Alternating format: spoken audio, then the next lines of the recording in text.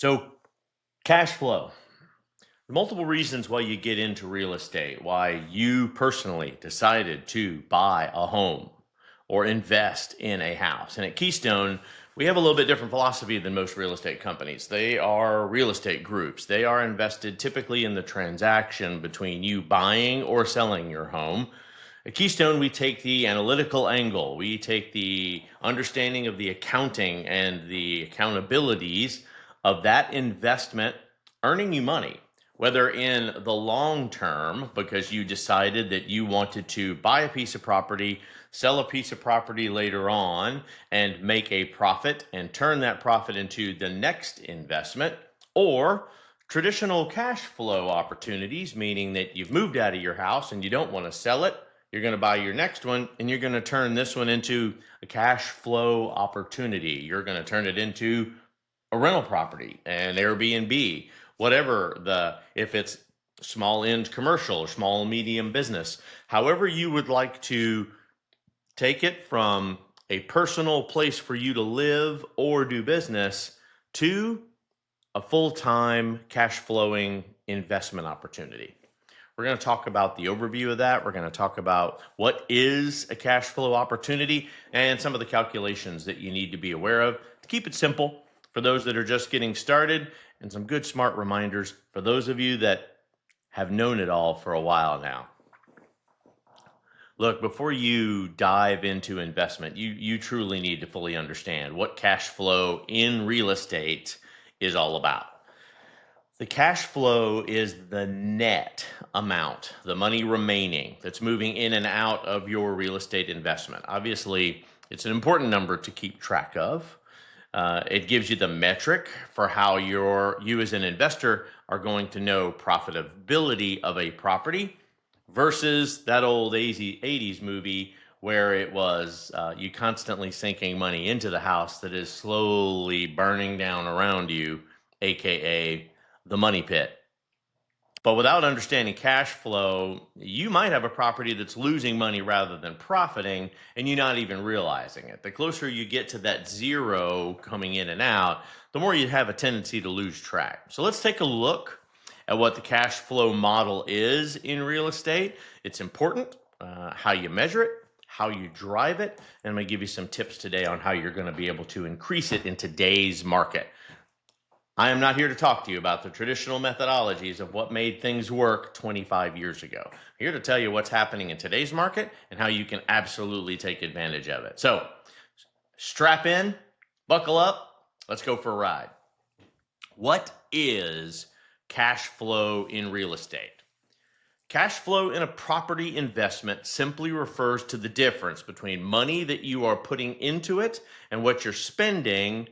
And positive cash flow will allow you to show income that exceeds that, the delta between the negative and the positive of the cash coming in and out of a property. This will indicate whether or not you've got an investment that you are simply just sitting on or hanging on to, or potentially an investment that you have an opportunity to sell and make more profit than sitting on it and it driving a $0 value, or worse, a consistent inflow of funds and minimizing your capital investment. It's a simple concept, but fundamentally, to real estate investment practices, the positive cash flow is going to provide an investor, whether you're a small-time or big-time investor, with continuous income and financial stability so that you can either reinvest in more properties or replace your day-to-day working income. Understanding cash flow from your real estate and from real estate investments is going to help you make more informed buying, holding, and selling decisions regarding this property. So why do investors care about cash flow at all? What's the point of it? Cash flow is the lifeblood of any investment. It's going to dictate whether the property is going to become a financial liability that's going to consistently keep money sinking into it, or whether or not it's going to ultimately drive as an asset. Consistent cash flow provide for mortgage, maintenance, and other expenses. Ultimately, you need to be making enough money to pay all of the money, all of the debt services, all of the expenses of a property. Otherwise, it's negative. Consistent cash flow is going to provide for a padding in your bank account. It's going to help you safeguard, since market turndowns will also appreciate over time, and it's going to increase the overall value of your portfolio. Just like stocks, bonds, other investments, crypto, if that's your thing, you bought into it with the full expectation that with a little bit of maintenance, you were going to be able to turn it into a positive investment. I put money in, I get more money out. The objective to anybody diving into real estate investing in the most secure real estate platform on the planet, which is the United States, is going to give you the highest rate of return on an investment. But how do you calculate it? How do you understand whether or not I've got a positive or a negative cash flowing property? Any serious real estate investor must learn how to calculate this. If you're an investor, you're going to use the equations we're going to talk about today to understand the property's profitability and thus be able to make a decent amount of decisions accordingly from that. Beyond the cash flow formula, you can also use some other valuable calculations to enhance the analysis.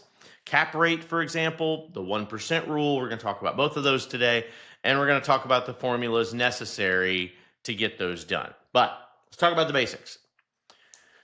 Real estate cash flow formula. But ultimately, your cash flow is going to be total rental income minus the total operating expenses. The operating expenses are general expenses, vacancy costs, and any repair costs that you're going to have.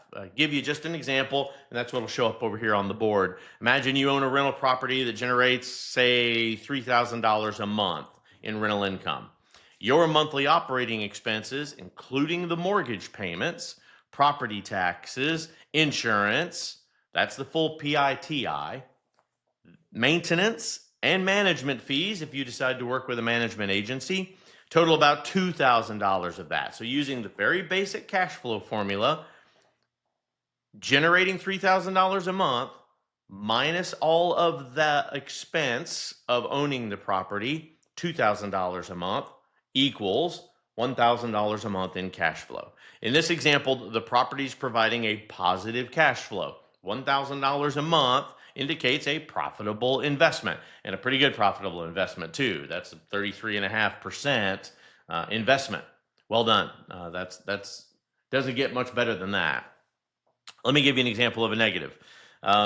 Same thing, property generates $3,000 a month, but now the monthly operating expenses are $4,000 because the property has property taxes that have increased, additional maintenance that has occurred because of the age of the property, insurances have gone up, and that's what's going to solidify a full amount that has to be paid monthly.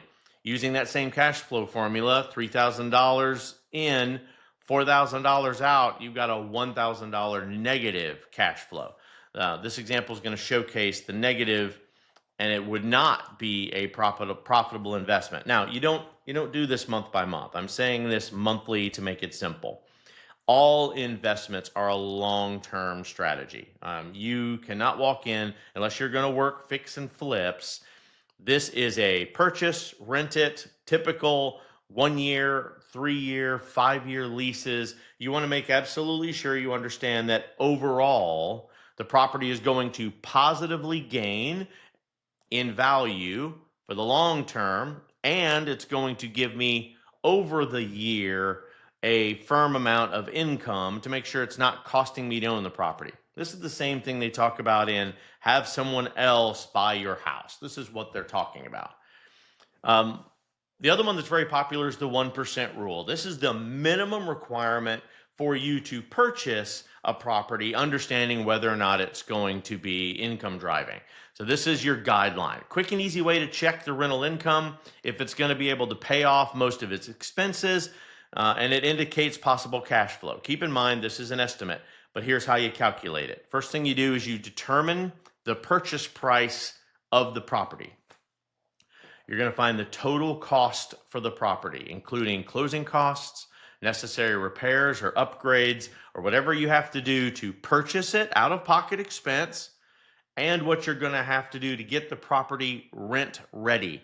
If you've got a roof replacement, if you've got an major AC repair that has to be done beforehand, get the house to 100% or close to 100% before you put a tenant in it, because a tenant is going to drive the lease language to make absolutely sure that you have to have everything fixed and repaired. You don't want a major repair while a tenant is in place. It creates bad business language, and it's a difficult place to be when you're dealing with a tenant, especially if you have a management agency.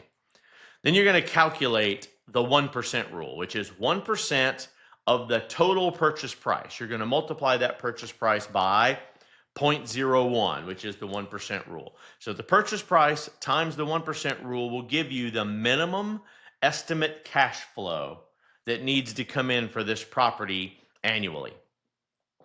So suppose you're considering buying a property that is $200,000. And again, sorry for those of you that are live and you're not able to see my little whiteboard over here, but the whiteboard is drilling down into these same numbers, making it easier to see. So 1% of the purchase price of a $200,000 property is $2,000 of estimated cash flow. According to the 1% rule, the property needs to be able to generate $2,000 a month, so $24,000 a year. The rental income will then be considered a good investment. If the expected rental income meets or exceeds this amount, it's going to likely provide even more cash flow, thus making it an even more sound investment, and an investment that you can leverage later in buying future properties, in minimizing the amount of monies that you're sinking into this property, etc.